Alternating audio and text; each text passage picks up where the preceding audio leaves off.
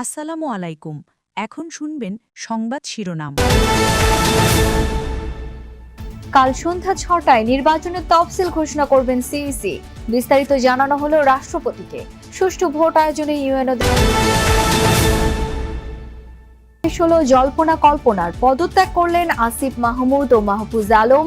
নির্বাচনে প্রার্থী হবেন এলজিআরডির দায়িত্ব পালন করা ১২৫ আসনে এনসিপির প্রার্থী ঘোষণা। ঢাকা ১১তে নাহিদ, রংপুর ৪-এ লড়বেন আখতার। সংস্কারের পক্ষে থাকলে বিএনপি জামায়াতের বিদ্রোহীদের কারো কাছে ক্ষমতায় যাওয়া মানেই সংস্কার, মন্তব্য মির্জা আব্বাসের। বললেন নতুন ভাবে দেশ এগিয়ে নেবেন তারেক রহমান। আসসালামু আলাইকুম। এতক্ষণ শুনছিলেন সংবাদ শিরোনাম, এখন শুনবেন বিস্তারিত। ত্রয়োদশ জাতীয় সংসদ নির্বাচন ও গণভোটের তফসিল চূড়ান্ত। এরই মধ্যে রাষ্ট্রপতি মোহাম্মদ শাহাবুদ্দিনের সাথে সাক্ষাৎ করতে বঙ্গভবনে গেছেন প্রধান নির্বাচন কমিশনার এএমএম নাসির উদ্দিনের নেতৃত্বাধীন নির্বাচন কমিশন। রেওয়াজ অনুযায়ী জাতীয় সংসদ নির্বাচনের তফসিল ঘোষণার আগে রাষ্ট্রপতির সাথে সাক্ষাৎ করে থাকেন নির্বাচন কমিশনের সদস্যরা। আর সাক্ষাতের পরেই কমিশনের সুবিধাজনক সময় ঘোষণা করা হয় জাতীয় নির্বাচনের তফসিল। এরই মধ্যে চূড়ান্ত হয়েছে তফসিল ঘোষণায় প্রধান নির্বাচন কমিশনার এএমএম নাসির উদ্দিনের ভাষণ।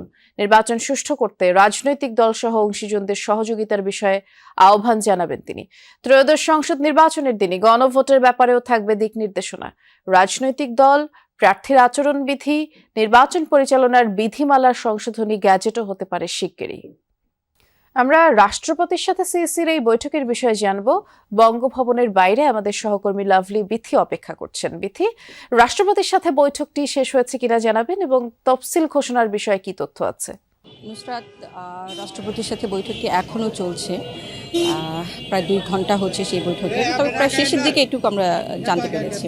আর আপডেট যদি বলি যে সাধারণত রাষ্ট্রপতির সাথে বৈঠক শেষ হয়েছে, শেষ হওয়ার পর বিটিভিকে সময় দেওয়া হয়েছে। বিকেল নাগাদ বিটিভির কাছে তফসিলের যে ভাষণ সেটি রেকর্ড করা হবে এবং তারপর প্রচার করা হবে। এবং সেই প্রচারটি সাধারণত অন্যান্য এর আগেবার যেরকম হয়েছিল, যেদিন রেকর্ড করা হয় সেদিনই সাধারণত প্রচার করা হয়।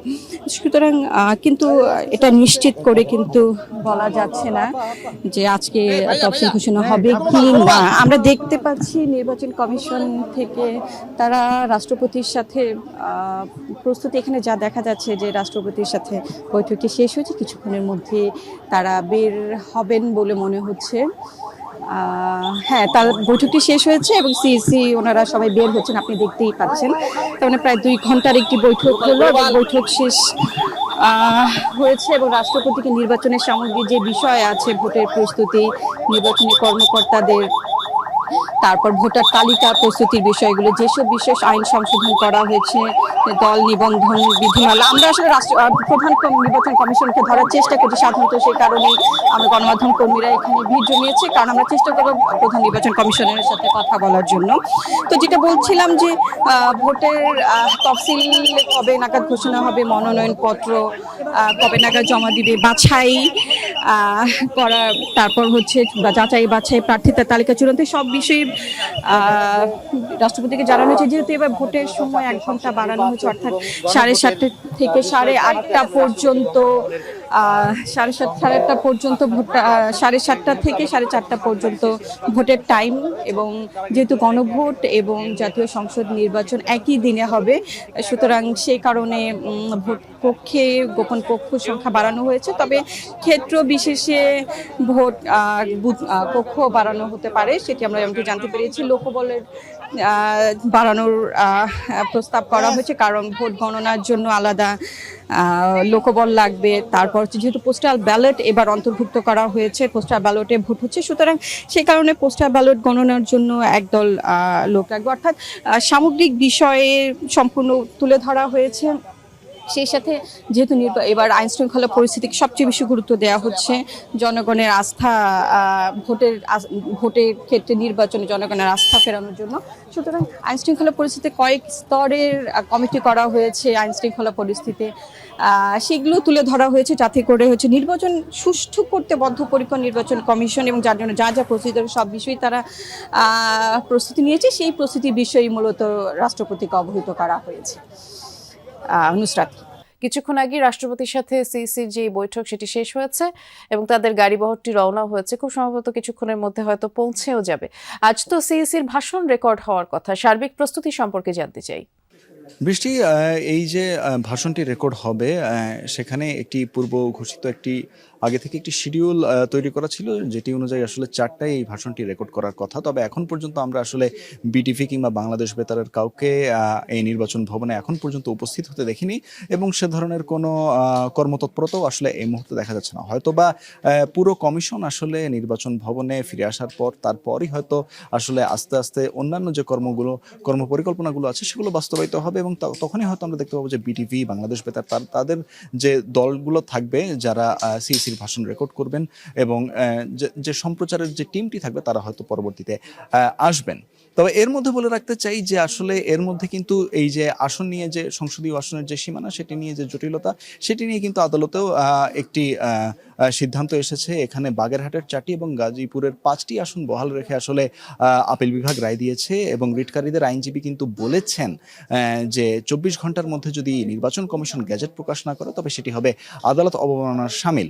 সেক্ষেত্রে আসলে এই গ্যাজেটটি প্রকাশিত হওয়ার পরই কি এই তফসিলের মূল আনুষ্ঠানিকতা শুরু হয়ে যাবে নাকি এর আগে কিছুটা বিলম্বিত হবে বা দীর্ঘায়িত হবে সেটি কিন্তু আসলে এখনই বলা যাচ্ছে না। কারণ এর মধ্যে আমরা দেখেছি যে বর্তমান যে নাসিরউদ্দিন কমিশন তারা কিন্তু আসলে তফসিলের দিনক্ষণ নিয়ে কোনো সুস্পষ্ট এখনো একটি দিন ধার্য করেননি এবং আমরা গতকালকে পর্যন্ত আমরা গণমাধ্যম কর্মীরা যারা ছিলাম আমরা বিভিন্ন কমিশনারের সাথে কথা বলেছি। যেমন গতকালকে আব্দুর রহমান আল মাসুদ তিনিও বলেছেন যে এই সপ্তাহের মধ্যে তো সেটি হবেই, তবে এবং আগামীকাল আজ অথবা আগামীকালকের মধ্যে হয়ে যাবে। সে বিষয়ে কিন্তু এখনো আসলে চূড়ান্তভাবে বলা যাচ্ছে না যে ঠিক কবে নাগাদ তফসিলটি হবে। তবে যেহেতু প্রধান নির্বাচন কমিশনার গতকালকে প্রধান বিচারপতির সাথে সাক্ষাতের সময় বলেছেন যে তফসিলটি এই সপ্তাহে এবং সাংবাদিকদের প্রশ্নের জবাবে যেহেতু তিনি বলেছেন যে বর্তমান কমিশন আসলে ভোটের ট্রেনে উঠে গেছে, সেহেতু ধারণা করা যায় যে আমাদের খুব বেশি সময় আর অপেক্ষা করতে হবে না। হয়তোবা এই গ্যাজেট প্রকাশ এবং এই সংক্রান্ত যে আনুষ্ঠানিকতাগুলো আছে এই আনুষ্ঠানিকতাগুলো শেষ হলেই হয়তো আমরা দেখতে পাবো যে তফসিল ঘোষণার দিকে এগিয়ে যাচ্ছে কমিশন এবং তারপর ধীরে ধীরে বাদবাকি যে অবশিষ্ট ধাপগুলো রয়েছে সেগুলো আস্তে আস্তে সেই ধাপের দিকেও এগোনো শুরু হবে। বৃষ্টি, বিস্তারিত জানাচ্ছিলেন, ধন্যবাদ তানফির। ত্রয়োদশ জাতীয় সংসদ নির্বাচনের তফসিল ঘোষণার আগেই অন্তর্বর্তী সরকারের থাকা স্থানীয় সরকার উপদেষ্টা আসিফ মাহমুদ সজীব ভুঁইয়া আজ পদত্যাগ করতে যাচ্ছেন। দুপুর 3টায় সচিবালয়ে একটি সংবাদ সম্মেলন করবেন উপদেষ্টা আসিফ মাহমুদ এবং সেখানেই স্পষ্ট করতে পারেন পদত্যাগের বিষয়টি। এর আগে মঙ্গলবার প্রধান উপদেষ্টার সাথে যমুনায় বৈঠক করেন জ্যেষ্ঠ কয়েকজন উপদেষ্টা, আর সেখানে পদত্যাগের বিষয়টি ওঠে। অন্তর্বর্তী সরকারের উচ্চ পর্যায় সহ উপদেষ্টা পরিষদের অনেকেই এই ব্যাপারে মোটামুটি একমত যে তফসিল ঘোষণার পর 2 ছাত্র প্রতিনিধির উপদেষ্টার সরকারে